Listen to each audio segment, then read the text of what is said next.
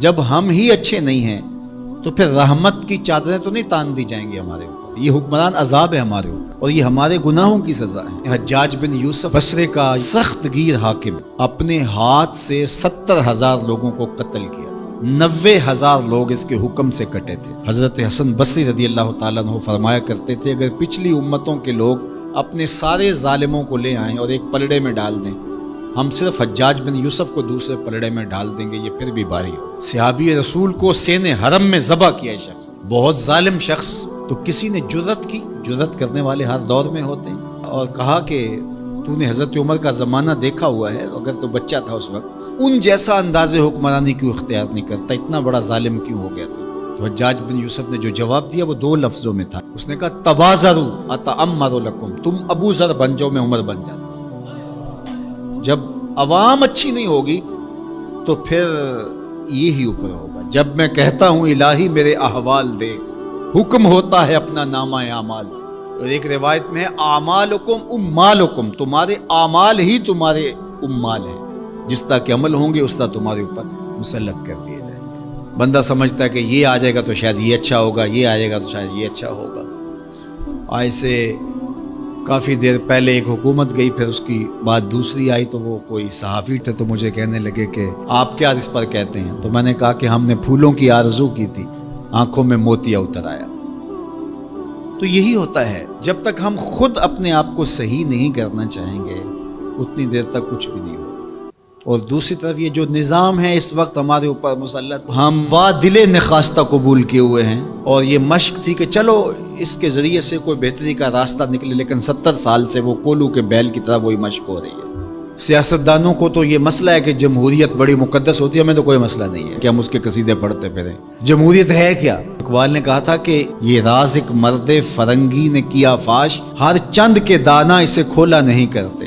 جمہوریت ایک طرز حکومت ہے جس میں بندوں کو گنا کرتے ہیں، تولا نہیں کرتے. چاہے ایک طرف 100 گدھے ہو جائیں اور دوسری طرف جو ہیں وہ سمجھدار ترین علماء ایک طرف ہوں، تو وہ گدھوں کی بات مانی جائے گی. جمہوریت تو یہی ہے نا. اور ہم صرف ملک کے معاملات کے اندر جمہوریت کی رٹ لگاتے ہیں، باقی معاملات کے اندر ہم نے کبھی جمہوریت نہیں دیکھی. جب بیٹے کا رشتہ کرنے لگتے ہیں تو گھر کے افراد کو بلا کے، رشتہ داروں کو بلا کے ووٹنگ کرواتے ہیں، یا صرف گھر کے 5-4 وہی جو صاحب رائے لوگ ہوتے ہیں وہی بیٹھ کے فیصلہ کرتے ہیں. میں اپنے اس ادارے کے اندر جو فیصلہ کرتا ہوں ووٹنگ تو نہیں کرواتا. آپ اپنی فیکٹری کے اندر جو فیصلے کر رہے ہوتے ہیں تو وہاں ووٹنگ تو نہیں کروا رہے ہوتے لوگوں کو. آپ جو بھی معاملات زندگی کے چلا رہے ہیں، رشتے کرتے ہیں بچوں کے، فیصلے کرتے ہیں، کوئی چیز خریدنی ہے، کوئی چیز بیچنی ہے، اس شعبے کے ماہرین کو بلا کے رائے لیتے ہیں، سمجھدار لوگوں کو بٹھا کر کے. اس وقت آپ کی کچن کیبنٹ بھی ہوتی ہے، سب کچھ ہوتا ہے اس وقت. اور یہ ملک اس قدر بے توقیر ہے کہ یہاں آپ اس شخص کی رائے لے رہے ہو کہ جو بریانی کی پلیٹ کے اوپر بک رہا ہے، اور آپ کہہ رہے ہیں کہ اس ووٹ کو بھی عزت ہونی چاہیے، اس کو بھی وقار ہونا چاہیے. کیا بات ہوئی آپ کی؟ ہماری تقدیر اگر بدل سکتا ہے تو وہ نظام محمد صلی اللہ علیہ وسلم، نظام خلافت ہماری تقدیر بدل سکتا ہے. ہم مشق کرتے رہیں، جو بھی کرتے رہیں، کچھ نہیں ہونے والا. ماضی میں کتنی حکومتیں آئیں، بدلی، اب ایک حکومت آئی، اب یہ بھی شاید جانے والی ہے، قصہ تمام ہونے والا ہے. پھر اس کے بعد کیا ہوگا؟ یہاں ایجنسیوں کے لوگ بھی موجود ہیں، میں میسج دیتا ہوں، کوئی ملک کے اندر سے سنجیدہ لوگوں کو اکٹھا کرے. 22 کروڑ کی عوام میں سے کوئی 100 آدمی بھی نہیں ملے گا جو دیانتدار بھی ہو، خیر خواہ بھی ہو اس ملک کا، اور باصلاحیت بھی ہو. ان لوگوں کو بٹھائیں اور کوئی 10-15 سال کے لیے ان کے سپرد کریں ملک، کوئی معاملے سیدھے کریں. غریب کے لیے تو زندگی اتنی تنگ ہو گئی ہے کہ خودکشی منع ہے شریعت میں، ورنہ لوگ خودکشی کر لیں.